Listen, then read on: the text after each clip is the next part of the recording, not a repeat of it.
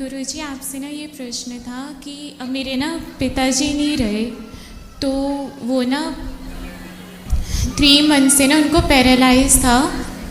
तो एक दिन पहले मतलब वो 18 अक्टूबर को एक्सपायर हुए थे, तो 17 अक्टूबर को नाइट में ना वो कह रहे थे कि वो आपसे मिलना चाहते हैं। अच्छा। वो आपसे हरि नाम लेना चाहते हैं।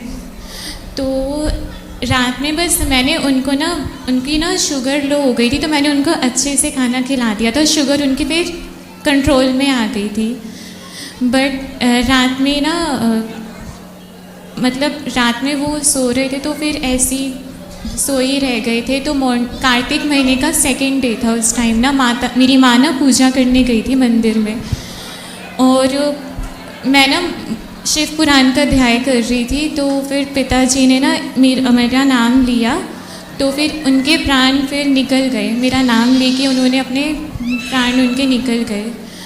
तो उनके जाने के बाद ना कई जितने हमारे रिलेटिव्स थे ना, तो उन्होंने मुझ पे ब्लेम डाला कि मैंने अपने पिताजी को मारा है। तो क्या एक बेटी अपने पिताजी को मार सकती है? तो कहने वाले कहते रहे हैं, इसमें आप क्यों इतना सीरियस हो रहे हैं? कहने वालों का काम क्या है? कहना, कहने दो। आप बिल्कुल इस बात से परेशान ना होइए।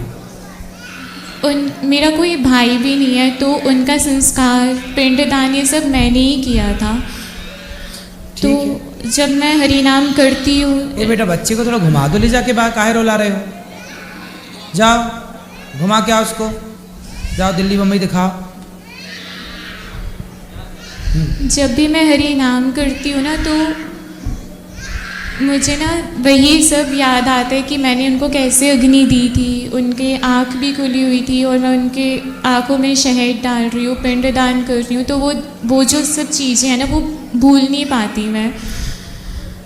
कोई बात नहीं, भुलाना तो पड़ेगा। इन सब चीज़ों को याद रखने से भी क्या फ़ायदा है?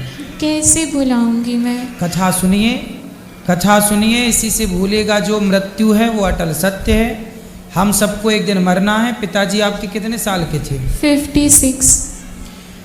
तो 56 ठीक है। आपके पिताजी की आयु इतनी थी। आप ये सोचो कि जब आप जन्म ली थी, आप छोटी थी, तब आपके पिताजी की मृत्यु होने वाली रही होगी।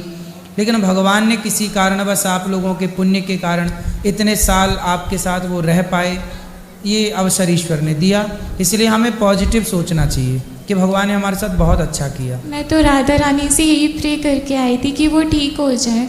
मैं तो इसीलिए उनको अपने पास लेकर आई थी पिताजी को। मुझे नहीं पता था कि 2 दिन में ही चले जाएंगे वो बहुत पहले चले जाने वाले थे आपके जन्म के बाद, लेकिन इतने वर्षों तक वो रहे, क्योंकि कोई पुण्य था जो इतने वर्षों तक रखा। लेकिन जब उनको टाइम पूरा हुआ, समय सबका आता है। स्वामी विवेकानंद जी एकदम 40 साल की उम्र में चले गए, 39। स्वामी आद्य शंकराचार्य जी 29। इतने कम आयु में सिधार गए, भगवत धाम चले गए।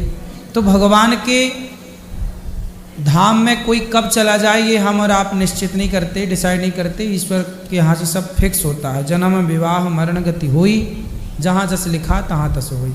इसलिए परेशान नहीं होना, केवल कथाएं सुनो, बचा हुआ जीवन अच्छे काम में लगाओ, सब भगवान की सेवा करो, खूब बढ़िया से। क्या वो मुझे अब कभी नहीं मिलेंगे? किसी रूप में कभी नहीं आएंगे वो? क्यों नहीं मिलेंगे? गुरु के रूप में पिता ही होता है।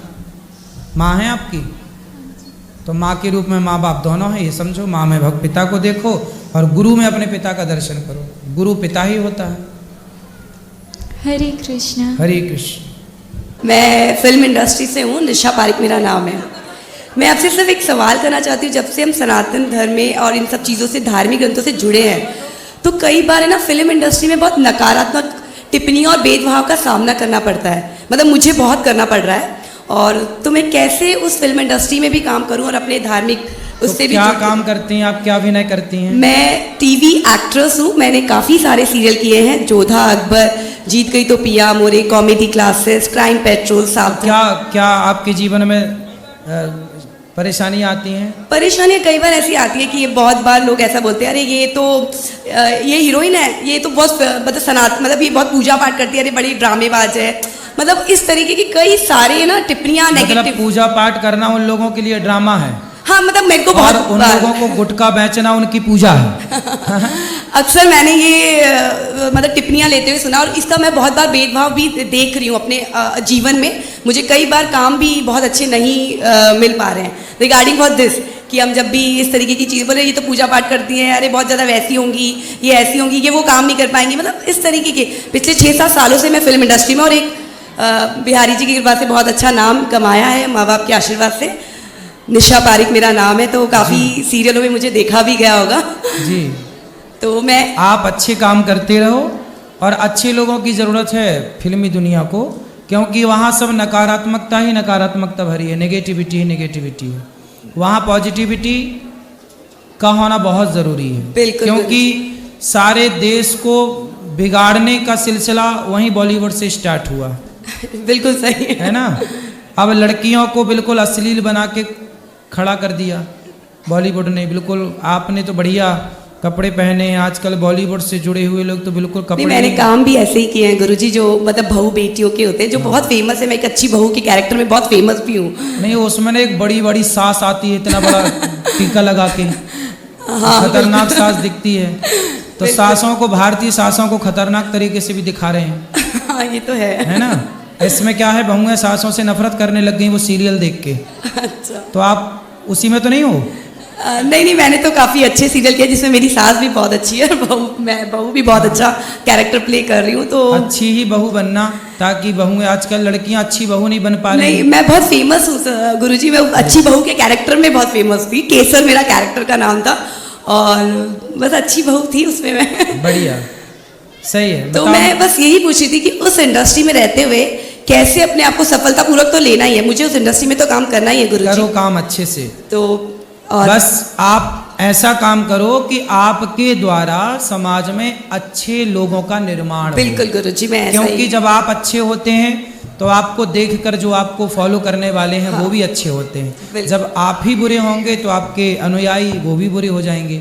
यथा राजा तथा प्रजा, जैसा राजा बिल्कुल वैसी प्रजा। बिल्कुल। और बाकी मुझे यहाँ आकर लाइव जो मैंने देखा, आपका बहुत ही ब्यूटीफुल सा काम है। मैं आपसे लाइव मिली, मुझे बहुत अच्छा लगा। वृद्ध माओं का दर्शन किया आपने? हाँ जी गुरुजी। माताओं से मिले? हाँ। और यहाँ की रसोई का दर्शन किया, भोजन प्रसाद देखा? नहीं, वो मैं नहीं जा पाई थी। अभी मैंने सोचा आपसे मैं एक बार मिल लूँ, तो फिर मैं जाके आती हूँ वहाँ। बहुत अच्छा लगा यहाँ आकर, सब कुछ आपकी जो सेवा है धाम, बहुत ही सुंदर काम कर रहे हैं आप गुरुजी, बहुत ही सुंदर। खुश रहिए।